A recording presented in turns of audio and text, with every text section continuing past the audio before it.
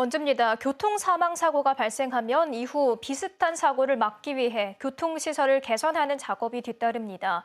그런데 지난해 원주 지역 사망사고 발생 지점 가운데 단 한 곳만 이 작업이 이루어지지 않고 있습니다. 무슨 이유 때문인지 이형기 기자가 취재했습니다. 원주 신림면의 2차로 도로입니다. 구분길의 길폭까지 좁다 보니 차들이 중앙선을 계속 넘나듭니다. 1년 전엔 승용차와 SUV 차량이 충돌해 70대 2명이 숨지기도 했습니다. 이후 경찰이 단속 카메라 등 시설을 개선하라고 강원도에 요청했지만 감감무소식입니다.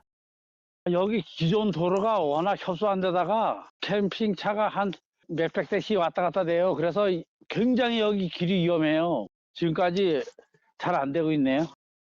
문마급의 또 다른 도로입니다. 올해 2월 70대 보행자가 화물차에 치여 숨졌습니다. 사고 발생 보름 만에 200m에 걸쳐 중앙분리대와 보행자 안전 펜스까지 설치를 마쳤습니다. 다시는 인명사고가 나지 않도록 사고 현장을 점검하는 한편 도로관리청에 요청해서 안전시설물을 보강 추진하고 있습니다. 두 곳의 차이는 도로관리 주체. 원주지방국토관리청이 관리하는 문막도로는 사고 이후 시설 개선 예산 4천만 원이 바로 집행됐습니다. 반면 강원도가 관리하는 신림면 도로는 예산이 따로 없다는 이유로 1년간 시설 개선이 이루어지지 않은 겁니다.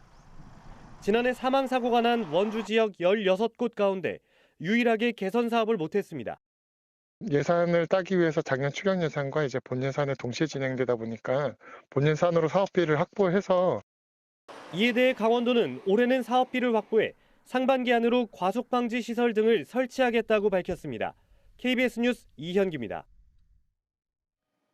원주시의 시내버스 노선 개편에 따라 혁신도시를 출발해 원주역과 종합버스터미널, 기업도시를 잇는 버스 노선이 신설됩니다. 특히 혁신기업도시 신설 노선은 정류장 11곳만 정차하도록 해 운행 시간을 최대 50% 단축할 계획입니다. 또 상지대에서 원주역과 종합버스터미널, 연세대 미래캠퍼스를 잇는 노선과 벽지 노선 누리버스도 개편하기로 했습니다. 영월군은 올해 다른 지역으로 출퇴근하는 주민 1,300명을 대상으로 분기별로 최대 30만 원의 교통비를 지역 화폐로 지원합니다. 1분기 신청 기한은 이달 21일까지입니다. 원주시도 올해 전입한 청년 가운데 다른 지역으로 출퇴근하는 경우 분기에 최대 30만 원을 지급합니다.